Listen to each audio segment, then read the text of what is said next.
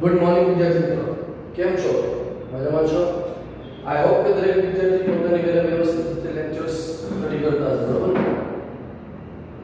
અને તમને આપેલી જેટલી વર્કશીટ છે, જેટલી નોટ્સ છે, બધી બહુ વ્યવસ્થિત પ્રિપેર કરતા હશો. એનસીઆરટી ના એક્ઝામ્પલ્સ છે બેટા પ્રોપર આપણે સોલ્વ કરવાના રહેશે. તમને જેડબલ નીટ માટે જે પીવાયક્યુ ની શીટ હું મોકલું છું, જે પીવાયક્યુ ની શીટ સોલ્વ કરશું ને આપણે હવે નેક્સ્ટ લેક્ચર જ્યારે આવશે ત્યારે ઝૂમ લેક્ચરની અંદર આપણે એના જેટલા પણ ડાઉટ્સ હશે ડાઉટ સેશન આપણે અરેન્જ કરશું. ક્લિયર? ત્યાં સુધી વ્યવસ્થિત વિડિયો લેક્ચર્સને જોવા, સમજવા, પ્રિપેર કરવા અને ના ખબર પડે એમ મને પૂછો. ઓકે? ચાલો. સો લાસ્ટ લેક્ચરની અંદર આપણે બેટા શું ડિસ્કસ કરેલું છે? તો લાસ્ટ લેક્ચરની અંદર આપણે બેટા દ બ્રોગલીનું તરંગ સમીકરણ, હાઇઝનબર્ગ અનિશ્ચિતતાનો સિદ્ધાંત અને શ્રોડિંજર સમીકરણ. શ્રોડિંજર સમીકરણ છે એમાં બહુ ડિટેલમાં આપણે ચર્ચા નથી કરવાની, બટ જેટલું કીધેલું છે એમાં ખાલી સમીકરણ જ યાદ રાખજો. ક્લિયર? ચલો. સો હવે આપણે વાત કરવાની છે 2 માર્ક્સમાં કદાચ ક્વેશ્ચન પૂછાય એ છે તરંગ વિધેય સાઈ અને સાઈ સ્ક્વેર વચ્ચેનો તફાવત. તરંગ વિધેય સાઈ અને મોડ્યુલમાં સાઈ સ્ક્વેર વચ્ચેનો તફાવત શું છે? કદાચ 2 માર્ક્સમાં પૂછાય અથવા તો એમસીક્યુ છે પૂછાય તો આપણે આવડવું જોઈએ એટલા માટે ડિસ્કસ સાથે કરીએ છીએ. ચલો, સાઈન શું છે? તો કે ભાઈ સાઈનનો કોઈ ભૌતિક અર્થ નથી. કોઈ ભૌતિક અર્થ નથી. તેથી તેને વ્યાખ્યાયિત કરી શકાતું નથી. સાઈનનો કોઈ ભૌતિક અર્થ નથી. એ માત્ર તરંગ વિધેય છે, એને વ્યાખ્યાયિત ન કરી શકાય. તેનો ભૌતિક અર્થ છે અને વ્યાખ્યાયિત કરી શકાય છે. સાઈન એ માત્ર તરંગ વિધેય છે. માત્ર તરંગ વિધેય છે. જ્યારે મોડ્યુલમાં સાઈ સ્ક્વેર એ ઇલેક્ટ્રોન મળી આવવાની સંભાવના દર્શાવે છે. સાઈન એ માત્ર તરંગ વિધેય છે, જ્યારે મોડ્યુલમાં સાઈ સ્ક્વેર એ ઇલેક્ટ્રોન મળી આવવાની પોસિબિલિટી, ઇલેક્ટ્રોન મળી આવવાની સંભાવના છે તમને દર્શાવે છે. ચાલો, સાઈન ની વેલ્યુ એ 0 અથવા ધન અથવા ધન કે ઋણ હોઈ શકે છે. જ્યારે મોડ્યુલમાં સાઈ સ્ક્વેર એ 0 અથવા ધન જ હોય છે. જો ઇલેક્ટ્રોન મળી આવવાની સંભાવના 0 હોય, જો ઇલેક્ટ્રોન ત્યાં નહીં હોય કોઈ જગ્યાએ, ત્યાં સાઈ સ્ક્વેર ની વેલ્યુ 0 થશે. અને જો ઇલેક્ટ્રોન મળી આવવાની સંભાવના હોય તો મોડ્યુલમાં સાઈ સ્ક્વેર છે, બ્રેકેટ જે છે આ ન્યુમેરિકલ મોડ્યુલ મેથમેટિકલ વર્ડ છે કહેવામાં આવે છે, જેની અંદર બધી વેલ્યુ છે માઈનસ હોય પણ પોઝિટિવ થઈ જાય. તો એ માત્ર વેલ્યુની અંદર ધન જ જોવા મળે છે. બરાબર છે? ચાલો, તો આ 2 માર્ક્સનો કદાચ શોર્ટ ક્વેશ્ચન છે, તમને પૂછાય તો આને જરા સ્ક્રીનશોટ લઈ તમારે નોટ્સ મોકલી દો, કારણ કે મેં તમને જે લખવા માટે નોટ્સ મોકલેલી છે બેટા એ નોટ્સની અંદર આ ટોપિક નથી એટલો. ક્લિયર? હવે પછીનો જે ટોપિક છે એ પણ તમારી નોટ્સમાં નથી, એટલે જરા એ પણ વ્યવસ્થિત પ્રિપેર આપણે કરી લઈશું. ઓકે? ચલો, હવે જે આપણે વાત કરવાની છે ઇલેક્ટ્રોનની ગોઠવણી તરફ ધીમે ધીમે આગળ વધવું છે. આપણને ખબર છે કે પરમાણુ બંધારણની અંદર પરમાણુની અંદર 2 વસ્તુ આવે. એક પરમાણુનું કેન્દ્ર અને એની આજુબાજુ પરિભ્રમણ કરતો ઇલેક્ટ્રોન. તો આ ઇલેક્ટ્રોન કઈ જગ્યાએ હોય છે, કેવી રીતે ગોઠવાયેલો હોય છે સમજવા માટેની હવે વાતો આપણે કરીએ છીએ. એમાં સૌથી પહેલા આપણે વાત કરવાની છે કક્ષા, જેને ઓર્બિટ કહેવાય, અને કક્ષા જેને ઓર્બિટલ આપણે કહીએ છીએ. બંને વચ્ચેનો ડિફરન્સ શું છે એ આપણે સમજવાનું છે. કક્ષા કોને કહેવામાં આવે? તો પરમાણુના કેન્દ્રની આસપાસ, પરમાણુના કેન્દ્રની આસપાસનો નિશ્ચિત વર્તુળાકાર પથ કે જ્યાં ઇલેક્ટ્રોન પરિભ્રમણ કરે છે. પરમાણુના કેન્દ્રની આસપાસનો નિશ્ચિત વર્તુળાકાર પથ, ધારો કે આ પરમાણુનું કેન્દ્ર છે અને કેન્દ્રથી r જેટલા અંતરે આ વર્તુળાકાર પથ પર પરિભ્રમણ કરે છે, તો વર્તુળાકાર પથ એને કહેવામાં આવે છે કક્ષા અથવા કોષ, જેને આપણે કહીએ છીએ ઓર્બિટ. અને ઓર્બિટલ કે પરમાણુના કેન્દ્રની આસપાસ, પરમાણુના કેન્દ્રની આસપાસનો વિસ્તાર કે જ્યાં ઇલેક્ટ્રોન મળી આવવાની સંભાવના દર્શાવે છે. પરમાણુના કેન્દ્રની આસપાસનો નિશ્ચિત વિસ્તાર કે જ્યાં ઇલેક્ટ્રોન હોવાની સંભાવના છે, એટલે કે આ વિસ્તાર, પરમાણુના કેન્દ્રની આસપાસનો આ તમામ વિસ્તાર કે જ્યાં ઇલેક્ટ્રોન હોવાની પોસિબિલિટી છે,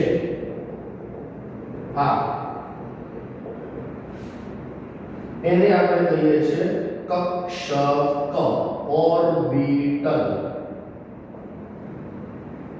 કક્ષા અને કક્ષક.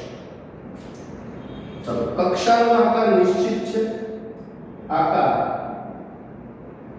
એ વર્તુળાકાર છે, જ્યારે કક્ષક એ અલગ અલગ આકારના હોય છે, અલગ અલગ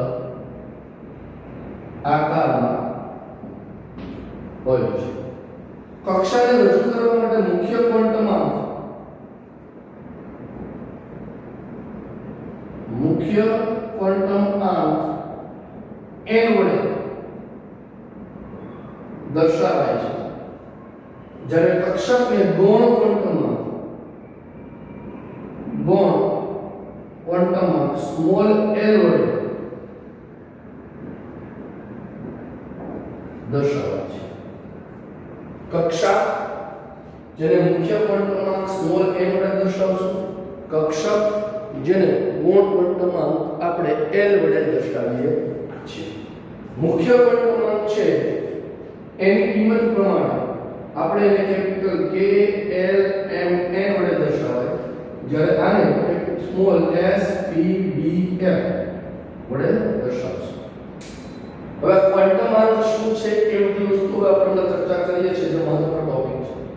પરંતુ આપણે યાદ રાખશું કે ક્વોન્ટમ અંક, મુખ્ય ક્વોન્ટમ અંક 4 પ્રકારના હોય છે, જેમાંથી એક મુખ્ય ક્વોન્ટમ અંક હોય જેને n વડે રજૂ કરે, જે કક્ષા દર્શાવે છે કે કઈ કક્ષામાં ઇલેક્ટ્રોન પરિભ્રમણ કરે છે, જેને capital K L M N પર લખો છો.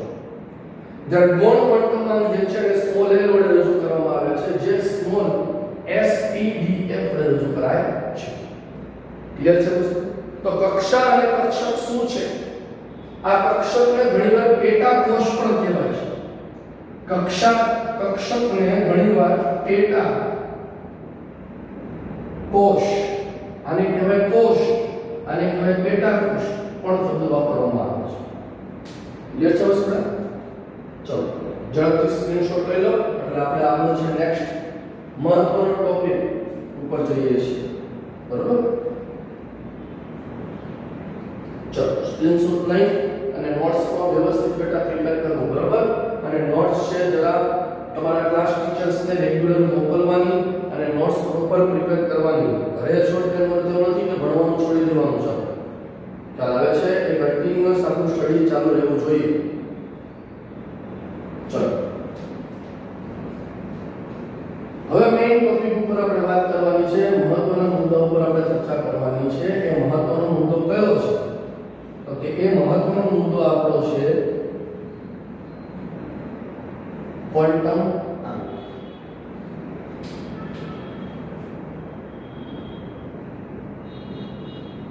ક્વોન્ટમ ક્વોન્ટમ નંબર્સ જોઈ શકાય છે.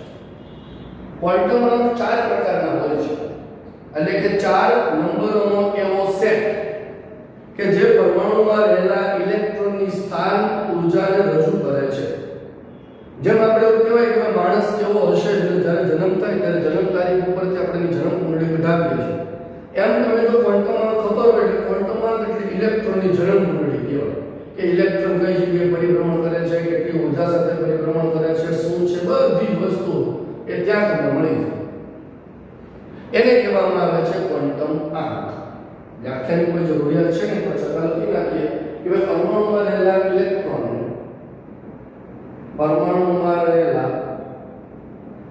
ઇલેક્ટ્રોનને રજૂ કરવા માટે વપરાતા 4 જુદા જુદા અંકોના સેટને ગણને ક્વોન્ટમ આંક કહેવામાં આવે છે. પરમાણુમાં રહેલા ઇલેક્ટ્રોન જે છે એ પરમાણુમાં રહેલા ઇલેક્ટ્રોનને રજૂ કરવા માટે વપરાતા 4 જુદા જુદા અંકોનો સેટ, જુદા જુદા અંકોના ગણ, એને કહેવામાં આવે છે ક્વોન્ટમ નંબર, ક્વોન્ટમ આંક. જેમાં સૌથી પહેલા આપણે વાત કરવાની છે પહેલો ક્વોન્ટમ આંક છે કે છે મુખ્ય ક્વોન્ટમ આંક. ચાલો, ચારે ચાર ક્વોન્ટમ આંક છે બેટા એ મોસ્ટ લાઈન છે. પરીક્ષા માટે થિયરીમાં પણ તમને પૂછાઈ શકે છે, પ્લસ આગળ આખે કેમિસ્ટ્રી, ઇલેક્ટ્રોન, બધી જ વસ્તુ છે ક્વોન્ટમ આંકના સેટ ઉપર ડિપેન્ડ કરે છે. એટલે કે હવે પછીનો ફૂલ ટોપિક એ મોસ્ટ ઇમ્પોર્ટન્ટ છે એવું આપણે કહી શકીએ છીએ. ખ્યાલ આવે છે? દરેક સ્ટુડન્ટ્સે ધ્યાનથી જોવું, ન સમજ પડે, ન ખબર પડે તો આપણે જ્યારે ઝૂમ લેક્ચર લેવામાં આવે ત્યારે મને એકવાર યાદ કરાવજો કે સર આ શું છે, તો આપણે એકવાર રિવાઇઝ કરાવી દઈશું. ડાઉટ હોય તો મને એટ ધેટ ટાઈમ બેટા મેસેજ કરી દેજો કે સર આનો મીનિંગ શું છે. ખ્યાલ આવે છે? પણ આ ટોપિક સમજવું બહુ મહત્વની વસ્તુ છે. ચલો, મુખ્ય ક્વોન્ટમ આંક છે એ મુખ્ય ક્વોન્ટમ આંક કોણે દર્શાવ્યો હતો? તો મુખ્ય ક્વોન્ટમ આંક એ વૈજ્ઞાનિક નિલ્સ બોહર દ્વારા રજૂ કરવામાં આવ્યો છે. મુખ્ય ક્વોન્ટમ આંક છે એને સંજ્ઞા n વડે દર્શાવાય છે. મુખ્ય ક્વોન્ટમ આંકનું મૂલ્ય એ શૂન્ય સિવાયની ધન પૂર્ણાંક સંખ્યા છે. મૂલ્ય શું હોય તો કે શૂન્ય સિવાયની ધન પૂર્ણાંક સંખ્યા, એટલે કે 1 2 3 4 5 હોય છે. માહિતી મુખ્ય ક્વોન્ટમ આંક આપણને કયા પ્રકારની ઇન્ફોર્મેશન આપે છે? તો કે મુખ્ય ક્વોન્ટમ આંક એ પરમાણુની કક્ષાનું કદ તથા મહદ અંશ ઊર્જા દર્શાવે. આ મહદ અંશ શબ્દ સૂત્રમાં પણ આગળ જતા હું તમને કહીશ. એટલે એનો મીનિંગ એવો થયો કે જેમ પરમાણુ માટે મુખ્ય ક્વોન્ટમ આંક વધુ બેટા એમ કક્ષાનું કદ વધુ થાય. જેમ મુખ્ય ક્વોન્ટમ આંક વધુ એમ તેનું કદ વધારે થાય. એટલે કે કદ વધુ એટલે તેની ત્રિજ્યા વધુ. એટલે આપણે જેમ r વધે મુખ્ય ક્વોન્ટમ આંક એનું મૂલ્ય વધશે, એની ત્રિજ્યામાં વધારો થાય. ચાલો, મુખ્ય ક્વોન્ટમ આંક ના મૂલ્યને આધારે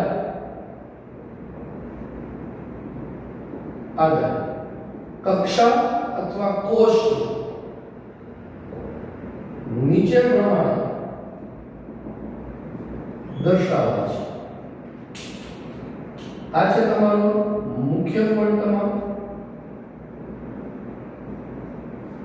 જેની વેલ્યુ 1 2 3 4 5 સો એન્ડ સો હોય છે.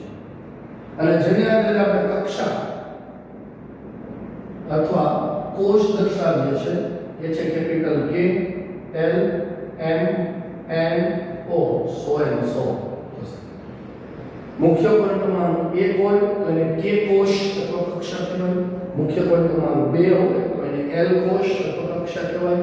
3 હોય તો એને M વડે દર્શાવાય છે. 4 હોય તો એને N વડે દર્શાવાય.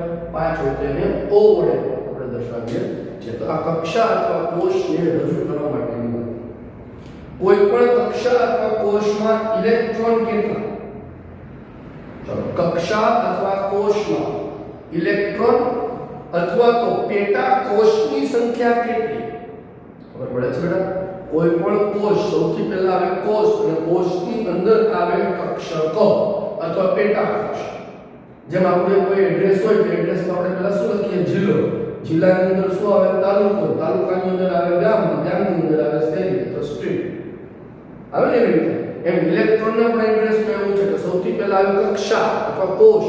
કોષની અંદર આવે પેટા કોષ, જેને કક્ષક કહેવાય, અને કક્ષકની અંદર આવે હજી પેટા કક્ષક, જે આપણે જતા જોશું. ખ્યાલ આવે છે બેટા? સૌથી પહેલા આવે કોષ. કોષને રજૂ કરવા માટે મુખ્ય ક્વોન્ટમ આંકનો ઉપયોગ કરવામાં આવે છે, જેને capital K L M N O વડે રજૂ કરવાય છે. આ કોષની અંદર કક્ષકની સંખ્યા એ n સ્ક્વેર વડે દર્શાવાય, અને ઇલેક્ટ્રોનની સંખ્યા એ 2n સ્ક્વેર વડે રજૂ કરાય છે.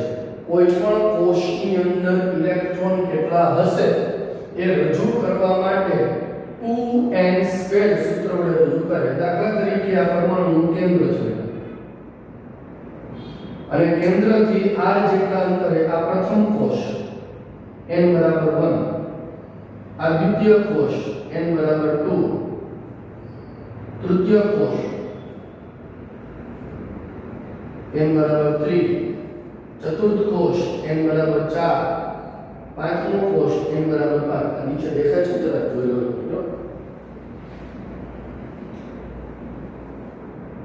દેખાય છે, વાંધો નથી. ચાલો, આમ પ્રથમ કોષ n બરાબર 1, દ્વિતીય કોષ n બરાબર 2, તૃતીય કોષ n બરાબર 3, ચતુર્થ કોષ n બરાબર 4, પાંચમો કોષ n બરાબર 5. પ્રથમ કોષને કેપિટલ K વડે દર્શાવાય છે, એટલે આ K L M N O વડે રજૂ કરાય છે. ચાલો, આ પ્રથમ કોષમાં ઇલેક્ટ્રોનની સંખ્યા કેટલી? તો કે 2n સ્ક્વેર. આ સૂત્ર બધું દેખાય છે બેટા? ઇલેક્ટ્રોનની સંખ્યા શેના વડે રજૂ કરાય છે? 2n સ્ક્વેર વડે આપણે રજૂ કરીએ છીએ. તો પ્રથમ કોષની અંદર, એટલે કે K કોષમાં ઇલેક્ટ્રોન કેટલા સમાઈ શકે છે? તો કે K કોષની અંદર ઇલેક્ટ્રોન 2n સ્ક્વેર, n બરાબર 1 મૂકો, 2 1 નો વર્ગ 1, 1 ગુણ્યા 2, એટલે પ્રથમ કોષમાં 2 ઇલેક્ટ્રોન. બીજા કોષની અંદર n બરાબર 2 મૂકો, 2 નો વર્ગ 4, 4 ગુણ્યા 8, એટલે અહીંયા 8 ઇલેક્ટ્રોન. તૃતીય કોષ n બરાબર 3 મૂકો, 3 નો વર્ગ થાય 9, 9 ગુણ્યા 18, અહીંયા આવે 18 ઇલેક્ટ્રોન. ચતુર્થ કોષ n બરાબર 4 મૂકો, 4 નો વર્ગ 16, 16 ગુણ્યા 32, અહીંયા આવે 32 ઇલેક્ટ્રોન. પ્રથમ કોષમાં 2 ઇલેક્ટ્રોન, દ્વિતીય કોષમાં 8 ઇલેક્ટ્રોન, તૃતીય કોષમાં 18 ઇલેક્ટ્રોન, ચતુર્થ કોષમાં 32 ઇલેક્ટ્રોન સમાઈ શકે છે. આ ઇલેક્ટ્રોન હોવાની ટોટલ સંભાવનાઓ છે કે કોઈ પણ કોષની અંદર કે કોઈ પણ કક્ષાની અંદર મહત્તમ કેટલા ઇલેક્ટ્રોન સમાઈ શકે છે. તો મહત્તમ ઇલેક્ટ્રોન હોવાની સંભાવના એ 2n સ્ક્વેર ફોર્મ્યુલા વડે આપણે દર્શાવીએ છીએ, જેમાં પ્રથમ કોષમાં 2, દ્વિતીય કોષમાં 8, તૃતીય કોષમાં 18, ચતુર્થ કોષમાં 32 ઇલેક્ટ્રોન ગોઠવાઈ શકે છે. સમજ પડે છે બધા બેટા? તો આ વાત થઈ મુખ્ય ક્વોન્ટમ n ની વાત. ફરીથી એકવાર નીલ્સ બોર નામના વૈજ્ઞાનિકે દર્શાવેલો છે. સંજ્ઞા n વડે દર્શાવાય છે. શૂન્ય સિવાયની ધન પૂર્ણાંક સંખ્યાઓ છે. કક્ષાનું કદ અને મહદઅંશે ઉર્જા દર્શાવે છે. n વધુ n કદ વધુ. મુખ્ય ક્વોન્ટમ આંકને આધારે કક્ષા અથવા કોષને capital K L M N વડે રજૂ કરાય. n બરાબર 1 તો K, n બરાબર 2 તો L, 3 તો M, 4 તો N, 5 તો O થાય.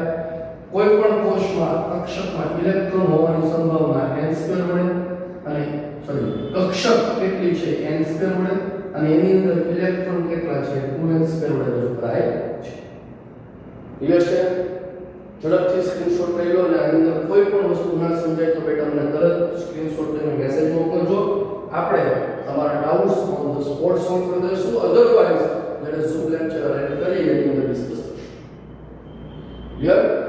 ચાલો, મુખ્ય ક્વોન્ટમ પછી હવે વાત કરવાની છે આપણે બીજા ક્વોન્ટમ, અને બીજો ક્વોન્ટમ છે આપણો હવે ગૌણ ક્વોન્ટમ, જેને એઝિમ્યુથિયલ ક્વોન્ટમ નંબર પણ કહેવાય છે.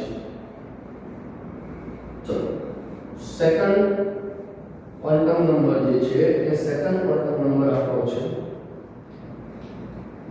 B2. એ છે ગૌણ ક્વોન્ટમ જેને આપણે એઝીમ્યુચ્યુઅલ ક્વોન્ટમ આંક વડે રજૂ કરાય છે. એઝીમ્યુચ્યુઅલ ક્વોન્ટમ આંક વડે રજૂ કરાય છે. ચલો વૈજ્ઞાનિક સમરફિલ્ડ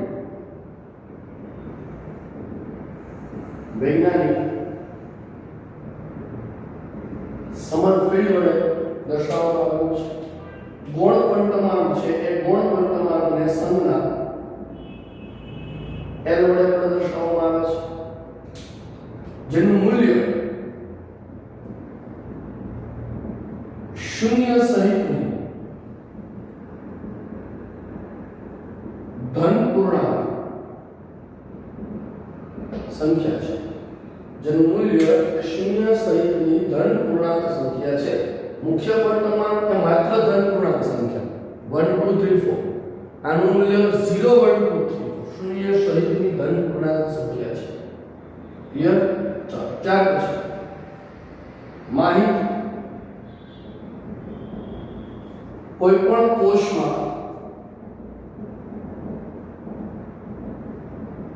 કક્ષક જેને પેટાકોષ કહેવામાં આવે છે. કોઈ પણ કોષમાં કક્ષક કઈ છે અથવા તો પેટાકોષ વિશે માહિતી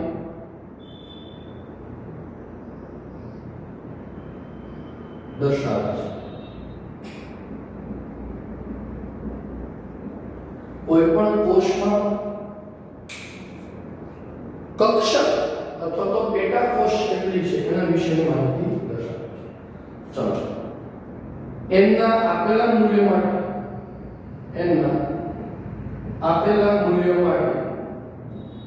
L ની શક્ય કિંમત એ 0 થી n - 1 હોય છે.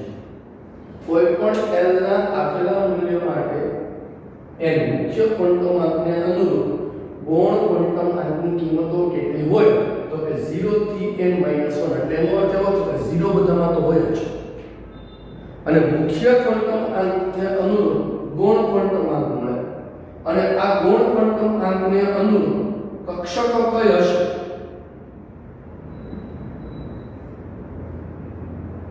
કક્ષક અથવા એને પેટાકોષ પણ કહીએ છીએ.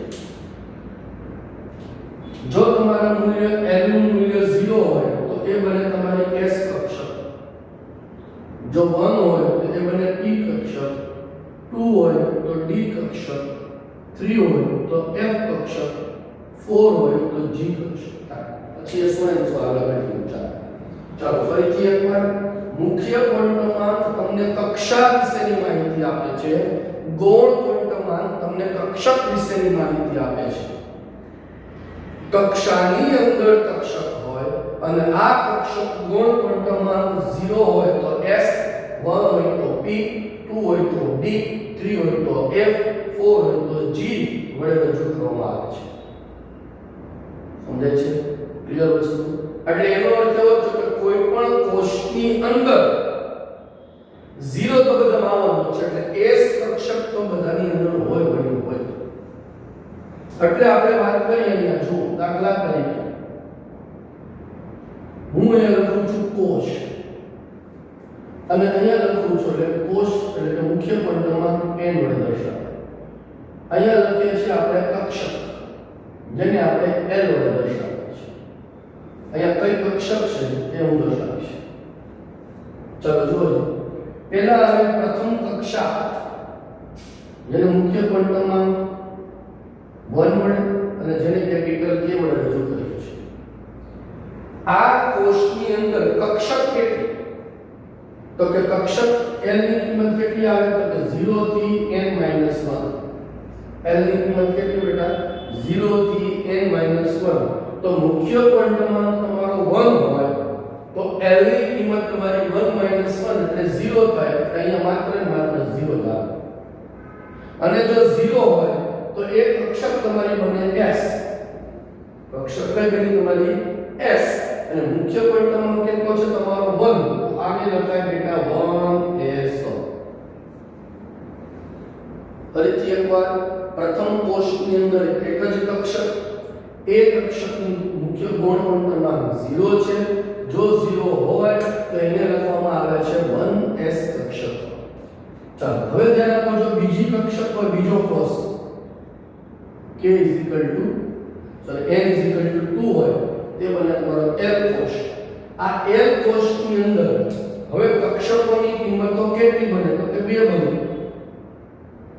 કેવી રીતે 2 બને તો કે 0 અને 1 કારણ કે 0 થી n - 1 છે 0 થી n - 1 ઉપર 2 - 1 એટલે 1 0 થી 1 0 અને 1 બંને ચલો 0 હોય તો બેટા કઈ કક્ષક થઈ s અને 1 હોય તો કઈ બની કહેવાય તમારી p પરંતુ મુખ્ય ક્રમાંક કેટલો છે 2 એટલે આને લખાય 2s 2p તમને ઊંધું પણ પૂછે બેટા કે 2p કક્ષકના ક્રમાંક લખો તો 2p કક્ષક માટે જે પહેલા એની આગળ જે લખેલું છે મુખ્ય ક્રમાંક દર્શાવે અને p માટે તમને ખબર હોવી જોઈએ કોણ ક્રમાંકની કિંમત બને 1 p માટે કોણ ક્રમાંક તમારો કેટલો બનશે 1 બનશે ચાલો ત્યાર પછી ત્રીજું આવે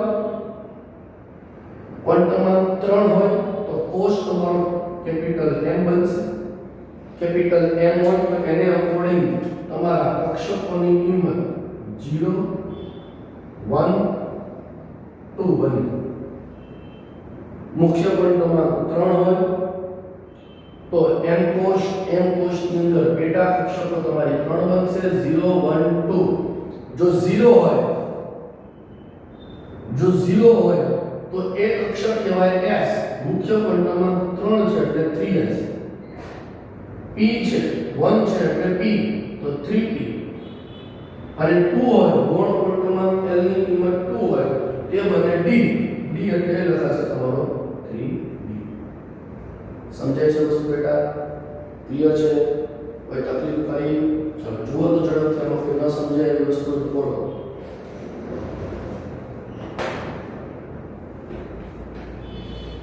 દરેક વસ્તુ સમજાય એવી જ છે ક્લિયર ચાલો ફરીથી એકવાર સમજો વૈજ્ઞાનિક સમરફિલ્ડ નામના વૈજ્ઞાનિકે દર્શાવેલું છે સંજ્ઞા l વડે દર્શાવાય મૂલ્ય 0 સહિતની ધનપૂર્ણાંક સંખ્યા છે કોઈ પણ કોષમાં કક્ષક અથવા પેટા કોષ વિશેની માહિતી પ્રદાન કરે છે એના આપેલા મૂલ્ય માટે l ની શક્ય કિંમત 0 થી n - 1 વડે દર્શાવાય ગૌણ ક્રમાંકની કિંમત 0 હોય તો s કક્ષક 1 હોય તો p કક્ષક 2 હોય તો d કક્ષક 3 હોય તો f કક્ષક ચલો હવે આમાં જે કઈ વસ્તુ કરી દઉં છું કે આપેલી કક્ષકમાં ઇલેક્ટ્રોનની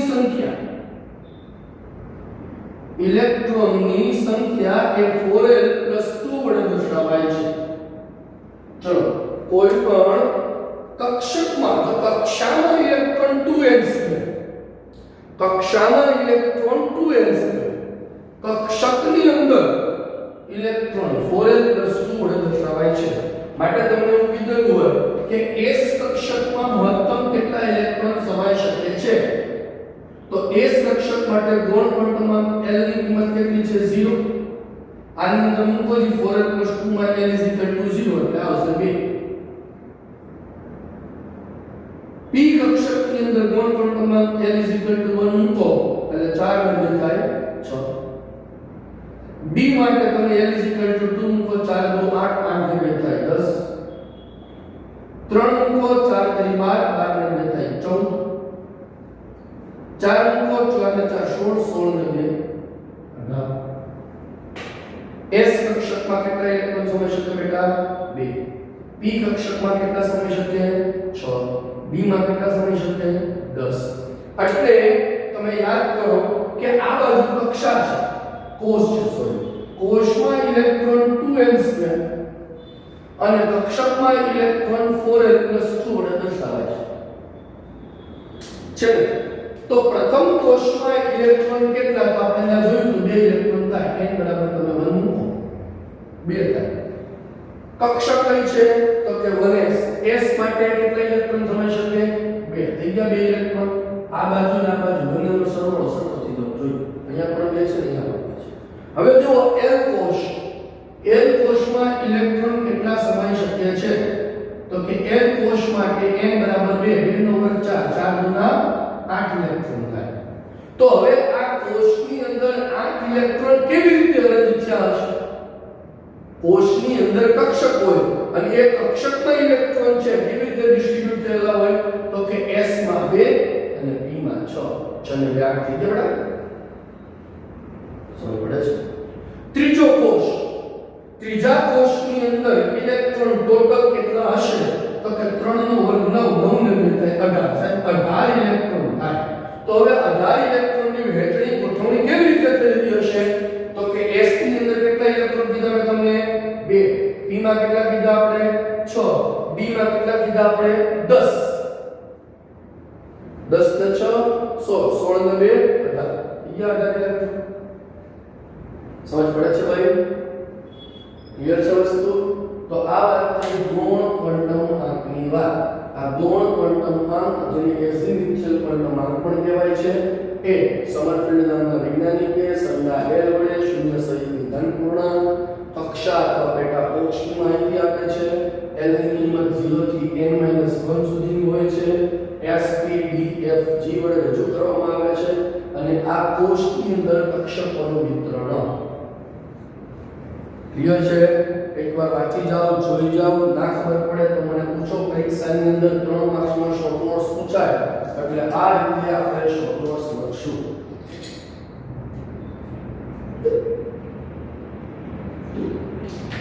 રેડી? ચલો ત્યાર પછી ત્રીજા નંબરનો ક્વોન્ટમ આંક એ લેવાનો છે આપણે હવે ચુંબકીય ક્વોન્ટમ આંક. ત્રીજા નંબરનો ક્વોન્ટમ આંક જે ચુંબકીય ક્વોન્ટમ આંક છે,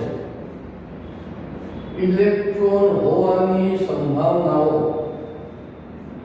કઈ રીતે હોય છે? તો કે ઇલેક્ટ્રોન માટે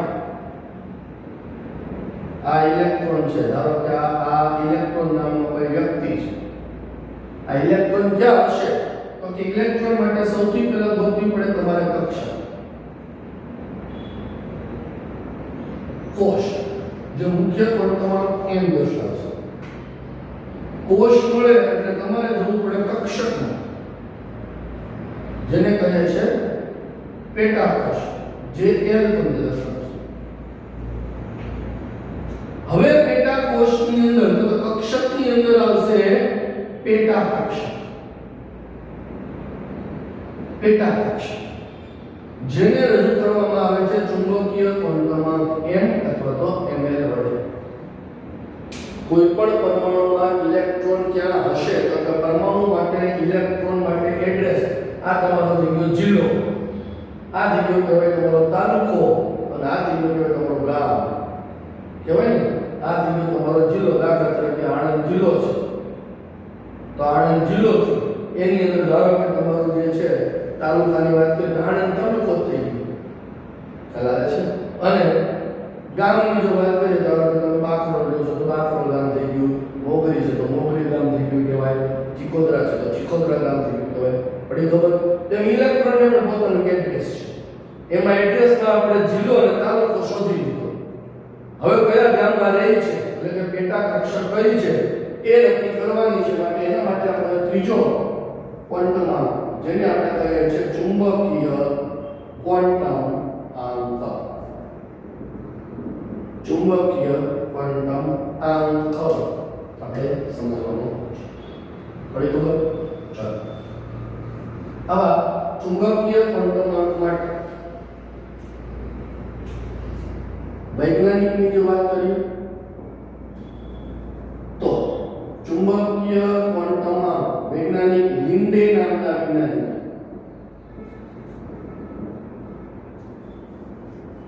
દર્શાવેલ છે. સંજ્ઞા એને m અથવા તો ml વડે દર્શાવાય છે. m અથવા તો ml વડે એને દર્શાવવામાં આવે છે. ચાલો મૂલ્ય તો કે શૂન્ય સહિતની ધન તથા ઋણ પૂર્ણાંક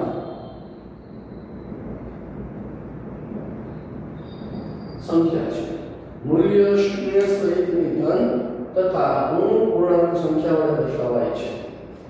ચલો ત્યાર પછી માહિતી.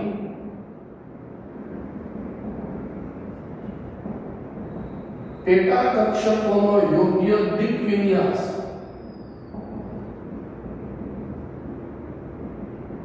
એટલે કે આકાર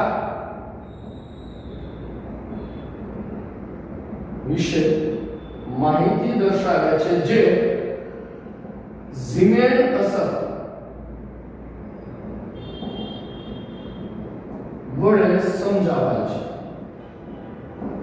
ચલો ઝીમેન અસર કોને કહેવામાં આવે તો કે ઝીમેન અસર એટલે કે પરમાણુ દ્વારા જે વીજ ચુંબકીય વિકિરણ ઉત્સર્જન થાય એનું ચુંબકીય ક્ષેત્ર હેઠળ થતું વિભાજન એને કહેવાય ઝીમેન અસર.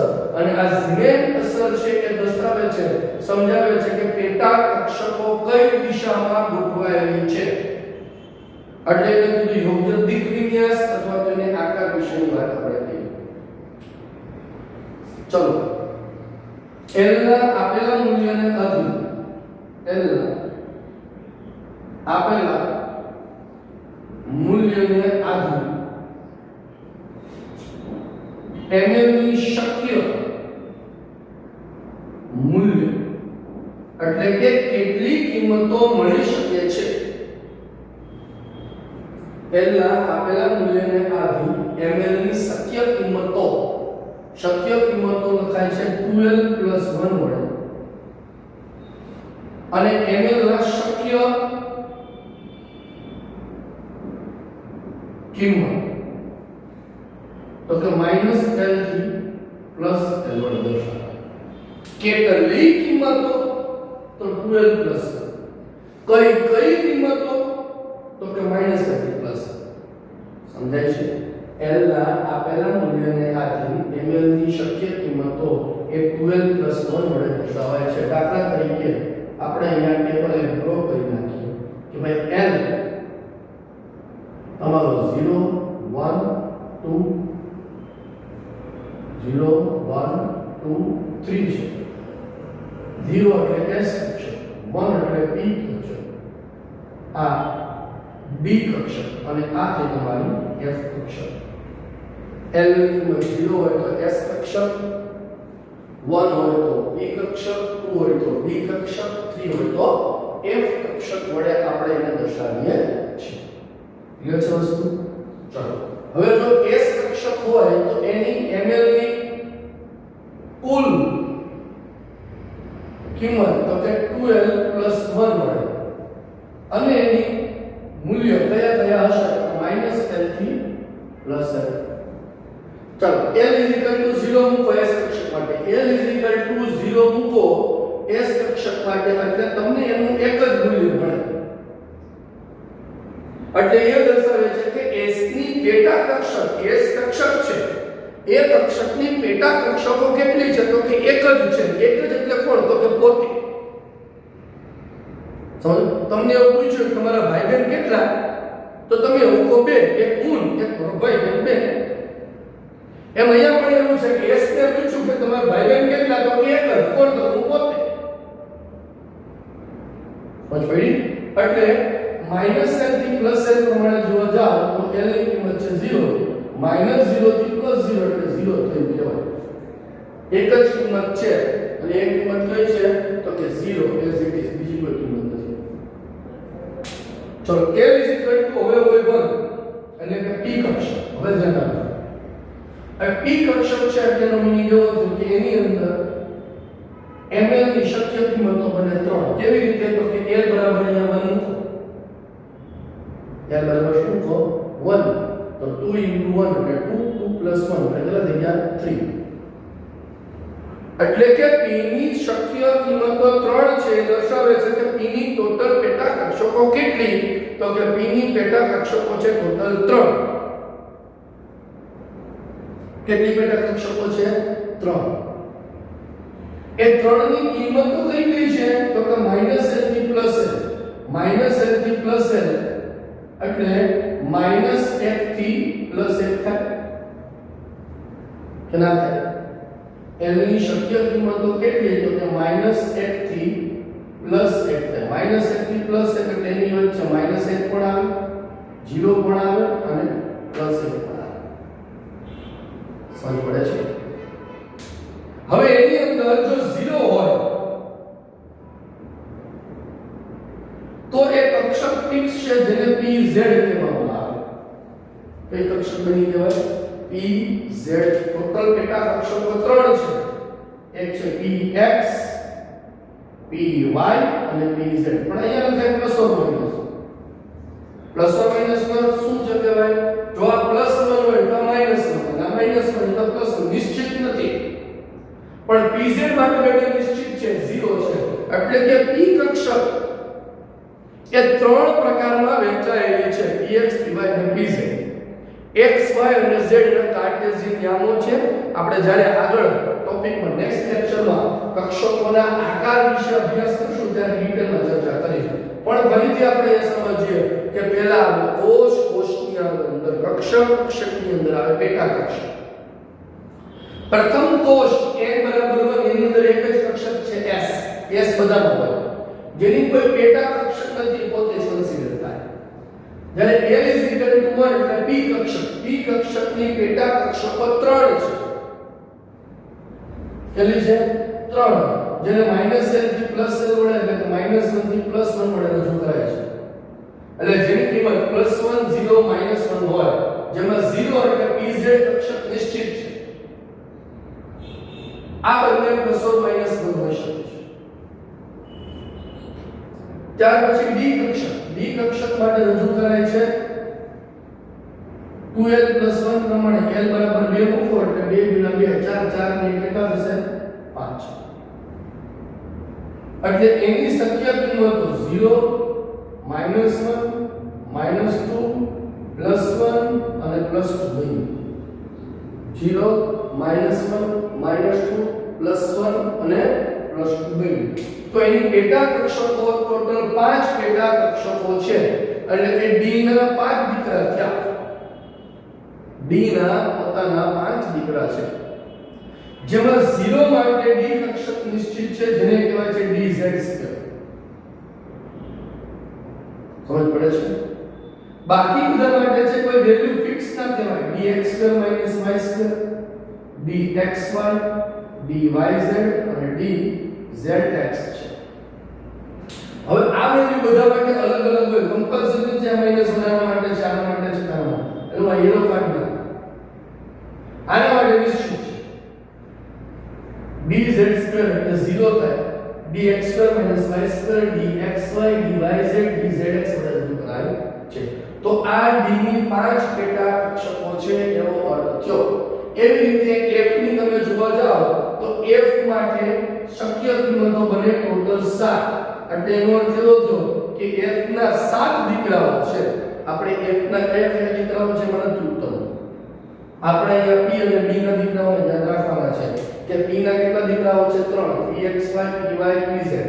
d ના કેટલા છે? 5. dz² x² - y² dxy dyz અને dzx થાય. ક્લિયર?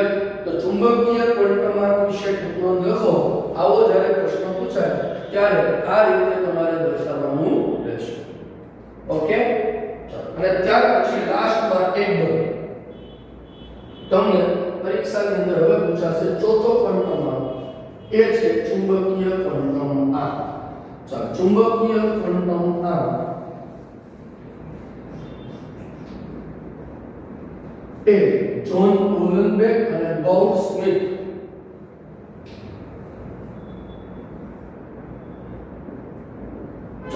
ચુંબકીય ક્વોન્ટમ આંક. ચુંબકીય ક્વોન્ટમ આંક વૈજ્ઞાનિક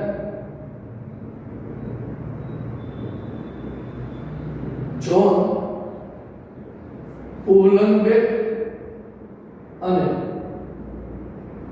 ગાઉડ સ્મિથ નામના વૈજ્ઞાનિકે દર્શાવ્યું છે. જ્હોન ઉહલેનબેક અને ગાઉડ સ્મિથ નામના વૈજ્ઞાનિકે દર્શાવ્યું છે. ત્યાર પછી સંજ્ઞા સંજ્ઞા ચુંબકીય ક્વોન્ટમ જે છે તેને s વડે અથવા ms વડે દર્શાવે છે સંજ્ઞા s વડે અથવા તો ms વડે તેને દર્શાવે છે માહિતી કક્ષક પેટા કક્ષકમાં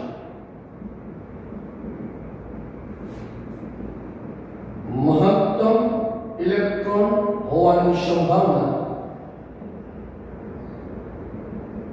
તથા ઇલેક્ટ્રોનની પોતાના ધરી પરના પરિભ્રમણ વિશે માહિતી પ્રદાન કરે છે મૂલ્ય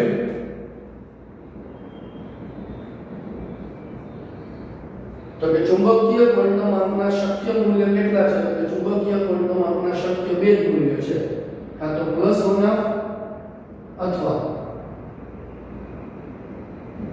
-1 કાં તો +1 હોય અથવા તો -1 હોઈ શકે છે +1 અથવા -1 એ પરમાણુનો રહેલો ઇલેક્ટ્રોન પોતાની ધરી પર કઈ દિશામાં પરિભ્રમણ કરે છે ધારો કે જો સમઘડી દિશા હોય તો +1 હોય છે અને વિષમઘડી દિશા હોય એટલે કે માઈનસ તો ફિક્સ કરી દો કે સમઘડી માટે +1 અને વિષમઘડી માટે -1 આપણે એવું રિપ્રેઝન્ટ કરીએ છીએ એટલે નો અર્થ એવો થયો કે જેમ સૂર્યની આસપાસ પૃથ્વી બે પ્રકારનું ભ્રમણ કરે છે એક ધરી ભ્રમણ એટલે કે કેન્દ્રની આસપાસ સૂર્યની આસપાસ પરિભ્રમણ કરે છે પોતાની ધરી પર પરિભ્રમણ કરે છે આ ધરી આમાં ફરતા ફરતા કેન્દ્રની આસપાસ પરિભ્રમણ કરે છે એમ ઇલેક્ટ્રોન પણ બે પ્રકારનું ભ્રમણ કરે છે એક કેન્દ્રની આસપાસ અને પોતાની ધરી પરનું આસપાસ સમજ પડે છે ચુંબકીય ક્વોન્ટમનું સ્પિન સ્પિન ક્વોન્ટમ સોરી આ છે સ્પિન ક્વોન્ટમ એ સ્પિન ક્વોન્ટમનું મૂલ્ય +1 અથવા -1 હોઈ શકે છે ક્લિયર છે હવે તમને પ્રશ્ન એવો પૂછાય આ ચાર ક્વોન્ટમના ક્વેશ્ચન વાત હવે એને રિલેટેડ ક્વેશ્ચન કેવા પૂછાય આપણે તમને એવું કહેવામાં આવે કે 3pz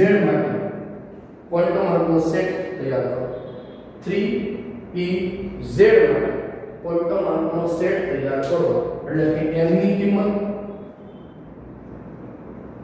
l ની કિંમત ml ની કિંમત અને s ની કિંમત તો n ની કિંમત કેટલી હોઈ શકે તો n ની કિંમત છે 3 p કક્ષક કીધું છે p કક્ષક માટે l કેટલો હતા 1 અને ml જો pz છે એટલે ml તમે ફિક્સ કરી શકો 0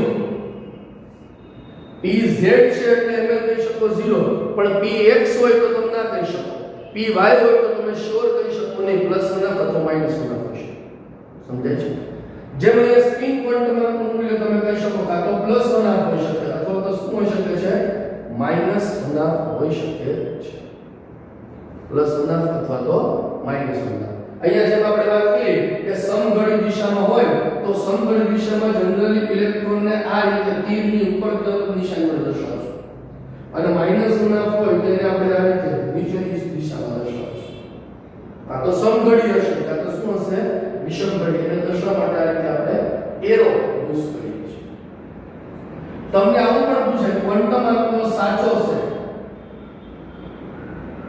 ક્વોન્ટમ આંકનો સાચો સેટ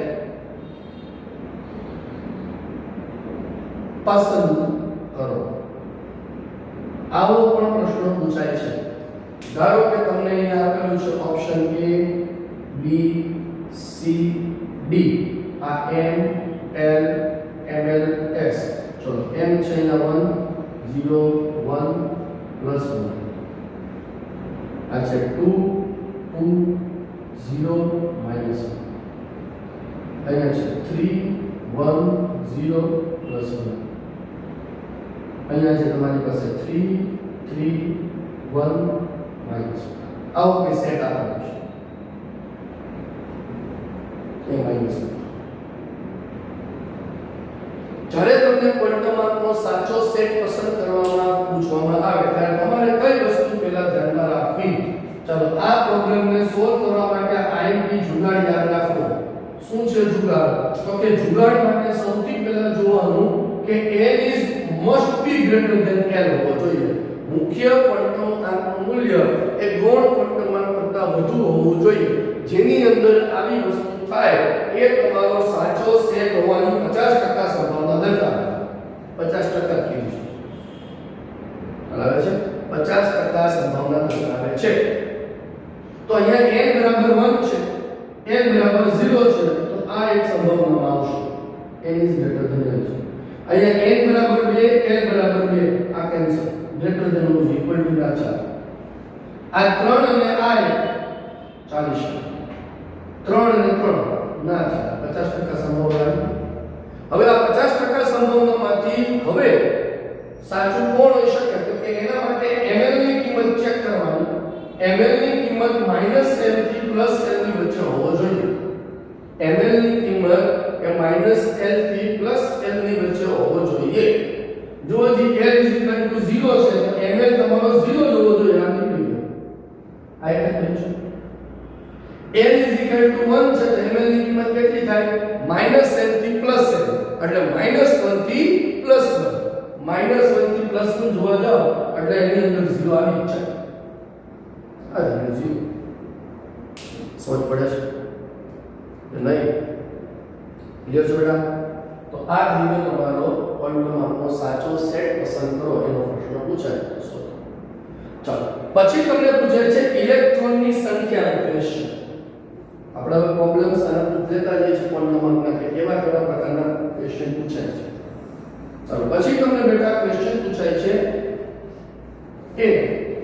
કે ક્વોન્ટમ આંકને આધારે ઇલેક્ટ્રોનની સંખ્યા પસંદ કરો.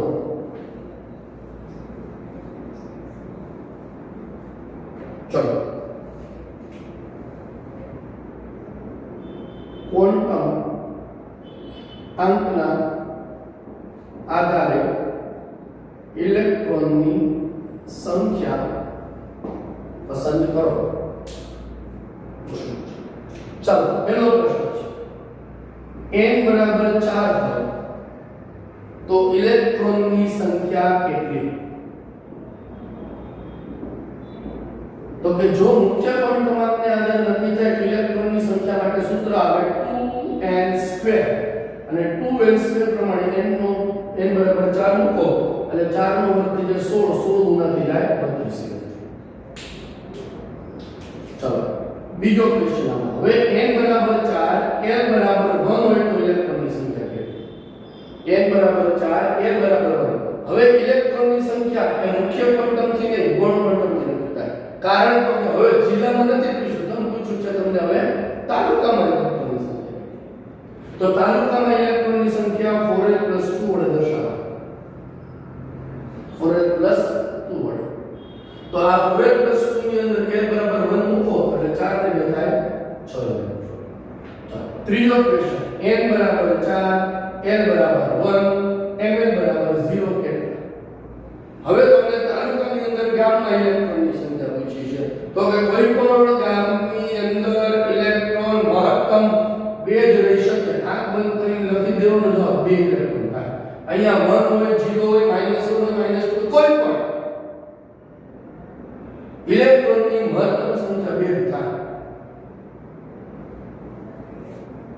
ચોથો n બરાબર 4 l બરાબર 1 ml બરાબર 0 s બરાબર -1/2 હોય તો આવો એક જ ઇલેક્ટ્રોન બને. તાલુકામાં ગામ જિલ્લાની અંદર 2n2, ગામની અંદર 4l + 2, ગામની અંદર તમારો જિલ્લો તાલુકો ગામની અંદર 2 અને એક ગામની અંદર કોઈ પણ ઘરની અંદર એક ઇલેક્ટ્રોન રહેશે. સમજ પડે છે? ક્લિયર છે વસ્તુ? હવે આવો ક્વેશ્ચન પૂછો. ચાલો જોજો. n બરાબર 4 s બરાબર -1/2 માટે ઇલેક્ટ્રોન કેટલા? તો n બરાબર 4 હોય તો 32 ઇલેક્ટ્રોન હોય. તો 32 ઇલેક્ટ્રોનમાંથી અડધા સમઘન દિશામાં હોય. અડધા કઈ દિશામાં હોય? વિષમઘન દિશામાં. તો તમને દિશા કઈ દીધી છે? કોઈ પણ એક. તો ટોટલ ઇલેક્ટ્રોન તમારા 32 થવા જોઈએ. એ 32 માંથી અડધા કે -1/2 હોય અડધા +1/2 હોય એટલે આ થશે 16 ઇલેક્ટ્રોન અને આ પણ થશે 16 ઇલેક્ટ્રોન. આવું છે. ક્લિયર? આવા ક્વોન્ટમ આંકના અલગ અલગ એમસીક્યુ છે. અલગ અલગ ક્વેશ્ચન જેટલા સોલ્વ કરશો એટલી નવી વસ્તુઓ જાણવા મળશે. બરોબર છે? તો આ ક્વોન્ટમ આંક વિશેની માહિતી આપણે અહીંયા સુધી રાખીએ છીએ. નેક્સ્ટ લેક્ચરની અંદર નેક્સ્ટ ટોપિક આપણે લઈ જશું. આને રિલેટેડ એમસીક્યુ સોલ્વ કરજો થોડા. વર્કશીટ છે હું તમને મોકલીશ. એમાંથી એમસીક્યુ સોલ્વ કરજો એટલે તમને ખ્યાલ. ક્લિયર? ચલો ટિલ ધેન બાય બેટા. વ્યવસ્થિત પ્રિપેરેશન કરો.